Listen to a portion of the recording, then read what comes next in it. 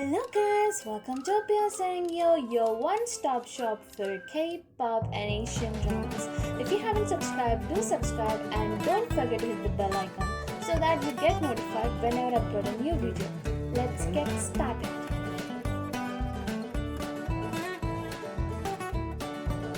Revolutionary Sisters episode 46 part 2.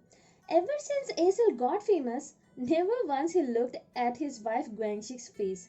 He takes her out for dinner, but people over there recognizes him being the Han Aesel from the television. He asks Guangxi for a moment and starts to give them fan service. She gets super pissed and leaves the restaurant without telling him. At home, she talks about managing their finances and comes up with so many plans, but is least interested in them and tells her to do whatever she wants with their money because he is busy stalking his fame over the internet. She walks out being pissed again. At night, he gets busy chatting with his number one fan Biol. Guangxi wakes up to see Biol publicly saying Oppa, I love you and blah blah in the fan club, and him reciprocating it with a medal. She tells him not to be sure about a stranger. She's flirting now and can become a stalker in the future. But he says that my Bioli isn't like that, which annoys her. She then questions him how he keeps his replies short with other fans, but he gives special treatment to Bioli and leaves pissed again after telling him to maintain some decency. At the restaurant, Guangxi checks her phone and Aesol did not reply her.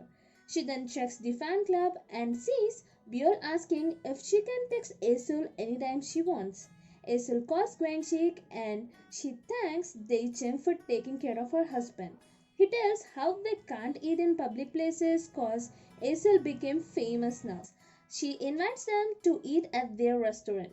Daichen gives a brand new Samsung mobile phone to Aesol, which has a very big split screen so that he can watch the videos and practice at the same time, which makes Aesol super happy. Guangxi later sees Aesel's reply to Biol in the fan club.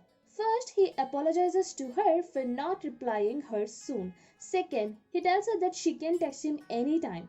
And people in the fan club get super jealous of her, but again they say that she deserves it because she is the founding member of their fan club, which clearly upsets Guangxi. A customer gives Guangxi $10 for a $9 bill and tells her to keep the change, but she runs out with the $1 and tells the guy that $9.99 is not complete without $1 and tells that's how people move out from studio apartment, which makes him happy. Guangde gives Tenja a sexy lingerie to wear on her wedding night. Guangxi comes by and everyone's focus shifts towards her. Tenja tells her to take care of her skin just like she does and says that guys always wants to be with pretty and young women. Bonja tells her that though she's just 2 years older to him, still that does matter because when she hits 40 he will be 38 and the first digit changes. Guangxi tells that beauty is nothing and sincere love is everything. But after checking the lingerie she has and the cosmetics she is using, she feels the need to buy some and goes to a mall.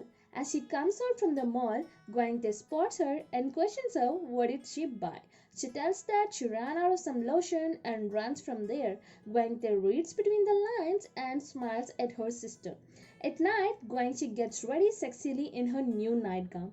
I think this is the first time I'm seeing her wearing something above her knees. She looks pretty sexy and thinks that Aesol will fall for her and waits for him eagerly.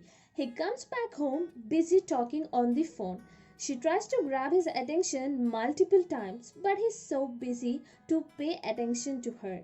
Finally, when the call ends, she asks if she looks something different today, and he asks if she had applied something to her face because it looks bit moisturized, and he leaves without listening to her answer.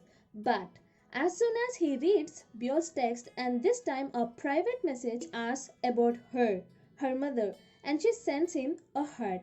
When Guangxi comes, he hides his phone. Since she doesn't like him giving special treatment to Biol, he's doing that in secret. How considerate of him. She tells him to go and have a shower, and instead of having a shower, he starts to watch his one and only Okay, okay, okay, Nokia performance. And when she notices his new phone and asks him about that, he tells that his manager gifted him. And she asks who manager, and he tells that it's Chung, and she feels it bit weird to suddenly shift from Chung to a manager. But he says that he should do everything his manager tells him to do, and again she leaves from there. Aesel is in front of Guangxik's restaurant when he gets Björn's text asking him if she can accompany him to the radio interview. He says she can once he becomes a star. Guangxik comes out and asks him what is he doing there and tells him to get inside. And she serves him food and asks him the same question Björn asked if she can accompany him to the radio station. He tells her not to be ridiculous and that people will laugh at him if he brings his wife along. She tells he can introduce her as his fan, but he doesn't answer her cause he's busy checking his one and only Okay, okay, okay Nokia performance while eating. Decheng tells Aesel that the radio interview got postponed to the next day, and right at the moment Buell texts him that she will meet him outside the broadcasting studio because she needs his advice to prepare for an audition, and he agrees. He asks how can he recognize her, and she tells that she can recognize him and that's enough. There you see a girl texting to Aesel, and here comes out the secret of the decade.